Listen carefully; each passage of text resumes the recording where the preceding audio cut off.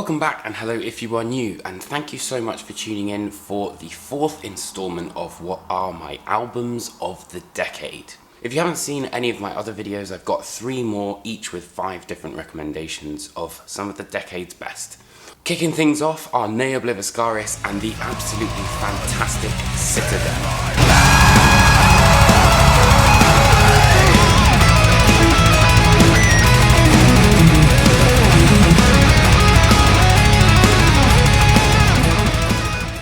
Citadel is an album that revolutionised the technical death metal world in one of the most visionary ways possible, combining technical death metal with classical. And I'm not talking, the similar kind of Flesh God Apocalypse approach, but more refined and more kind of individualistic, particularly with the use of violin, which I had never really heard be such a focal point in a band up until now. It brought violin into death metal and really created a fantastic interplay between both the melody of the violin and the harshness of the actual metal side of things, but also between the 2 singers, Zen and Tim Charles. Tim Charles kind of takes over the more harmonic, kind of melodic sections of the vocals, and then Zen brings that crushing death metal blow, and the 2 work fantastically together. The album very much launched Obliviscaris, or Neo, into the worldwide spotlight, and personally I think is somewhat responsible for them becoming such a force because they started pioneering the use of Patreon, and particularly in the idea of how you're going to support the band, and in the ever-changing world of technology that we live in, I think that is another very important thing that we should remember. Most importantly, however, it combines these 2 very different genres and creates something else completely unique, which, if anything, throughout this decade year list, I feel that has been a really strong point.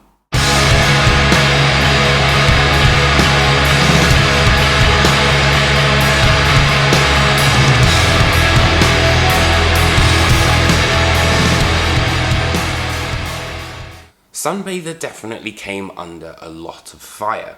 You could argue that Sunbather inspired an entirely new creation of a subgenre within black metal. It also changed, the cultural idea of what black metal stood for as church-burning lunatics to actually quite refined and very much modern artists. What was so unique about Sunbather and Deafheaven's approach is that they created this kind of combination of shoegaze meets black metal. And with that, you could argue that really this actually widened the cultural aspect of black metal and actually brought in fans that maybe the genre would have never even touched in the first place due to this experimentation with shoegaze.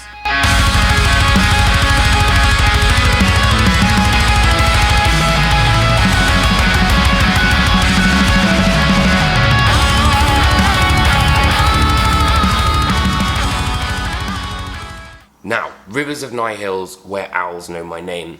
It's potentially one of the most adventurous albums that we've actually seen on this list. There's inclusion of industrial, Miles Davis style trumpets, 70s prog, death metal, clean vocals, you name it.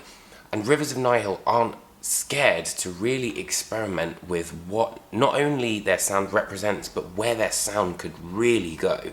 And if you ask anyone who's into death metal, I think you can kind of see the level of creativity that's actually been put into this record and just how it has actually, in just 1 year, influenced the world over in metal. But most importantly, what I think makes Owls unique is that it is so experimental and really pushes the boundary of what you could perceive as death metal in 2019.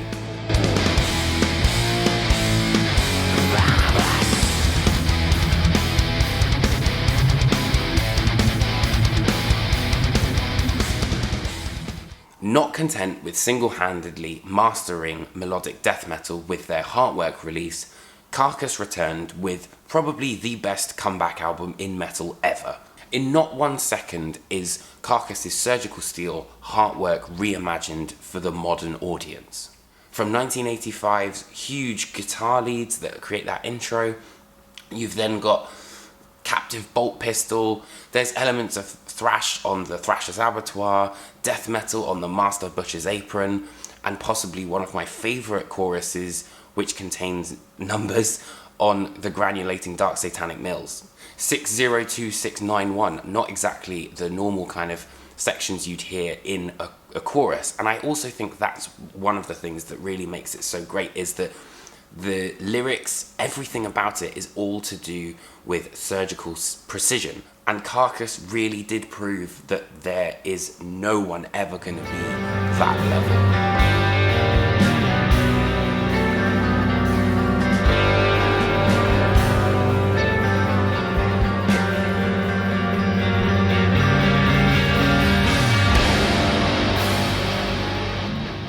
Gorguts definitely take the crown for the most daringly dissonant release on their album Coloured Sands.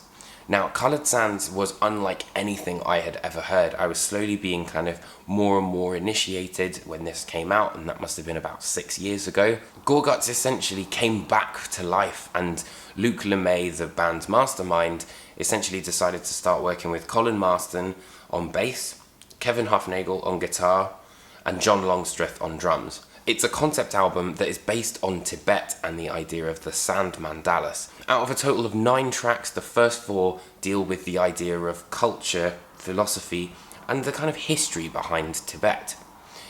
Then the last 4 tracks deal with the invasion of the Chinese into Tibet. But I think the centerpiece of the album has to be the Battle of Chamdo. It's actually an entire orchestrated piece, and Luke LeMay has pointed out that he wanted it to stand out because there is a paradigm shift between that 2 sections of the album. Every single time you let yourself into this record, I feel like there's even more layers that you're kind of hearing. They make such beautiful use of harmonics as well, and the idea of space. It truly is fantastic. And I know that we're waiting for quite a long time for their new album, and Pleiades Dust as an EP was incredible, but I'm sure it'll be worth the wait. I hope you guys have enjoyed this week's picks. Please do tune in for next week for my final 5, and I'll also be kicking off my albums of 2019 list next week as well. So, thank you so much for watching. If you enjoyed it, hit that like and subscribe button. Be sure to check out all my other videos, interviews, all sorts of good stuff, and I will see you guys next week for my final list. Alright, take care friends.